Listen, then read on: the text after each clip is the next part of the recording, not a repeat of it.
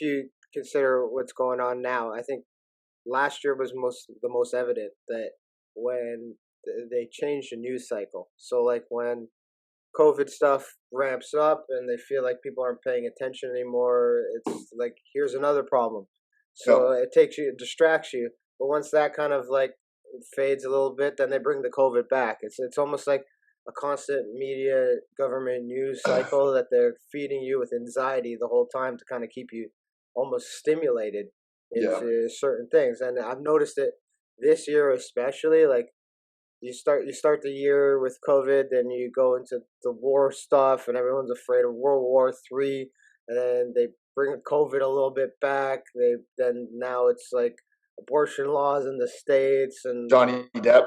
Johnny like Yeah. there's more coverage of Johnny Depp's wife shitting on his bed than Ghislaine Maxwell sending women to get raped and fucking Yeah. you know what I mean? Elites in the eye. I mean, that's probably Spotify will probably censor that shit, but fuck that. Like, you know what I mean? There's a constant anxiety news cycle that's Huh. changing everything. So I mean, I wouldn't be surprised if by the end of this year we see COVID make its triumphant return. You know, I mean, I hope lockdowns don't happen again, but that's another political thing. I think with Yeah. provincial election coming up, that might change. But The precedent is set for that stuff. You know what I mean? Like they know, and I think that it's going to bleed into like climate change and stuff like that. But the precedent has been set that they can basically do this stuff whenever they want with like very little resistance. Right, yeah. And I think one of the things that many people didn't pay attention to, and it's kind of influencing my business decisions going forward, was Ford put in a legislation that I think the Reopening Act, which gives them the ability. I think most provinces did this, and I think a lot of states in the U.S. did this, where it allows them to put in emergency measures whenever, right? And then Yep. what was happening was, and they did it very sneakily and subtly, and the public didn't really know about it unless you were paying attention. Is every 2 months, 3 months, this act needed to kind of go through the process again to get extended and extended. So he's actually has that act extended to the end of this year, Yeah. right? So the fact that that act is extended to the end of this year means that at any point in time, if they decide that there's a public health emergency, they can reinforce lockdowns without having to go through the House and having MPs and Parliament vote on it, Yep. which is a very dangerous precedent. And I believe I could be wrong, but I believe they're trying to make that a permanent fixture in especially Ontario legislation. And as a business owner, like you run your own business, I run my own business.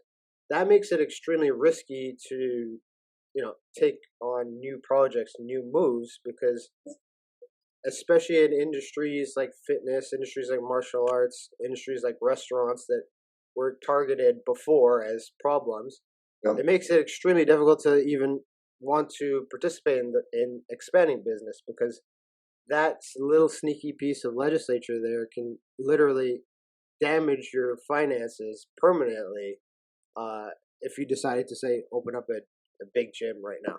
You know what I Yeah. mean?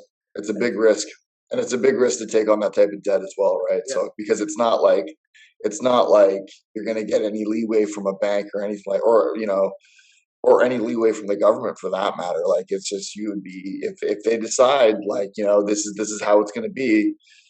You know, yeah, they don't give a fuck about you. And like no, so, and I don't not that I need anybody to care about me no, on their end, yeah, but I would like to just be left alone and let me run my business and hold myself responsible for the health and safety of my clientele. yeah, exactly. Right? Yeah. Uh, So uh, I don't need like it's like super condescending for somebody in that position to like look at somebody like you or I and say like we are concerned for your health, we are concerned for your health and safety. It's like that's complete nonsense. Like yeah. it Well, just it's infuriating.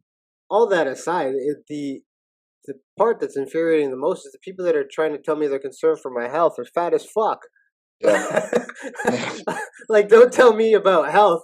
Like, even the doctors that are talking, I'm like, this motherfucker hasn't run a lap in his life. What are you telling me about how to be healthy? Right? I'm Yeah. not saying you need to run 700 meters fucking a daily or 7 kilometers daily to be healthy, but I'm saying the people who are making these health decisions really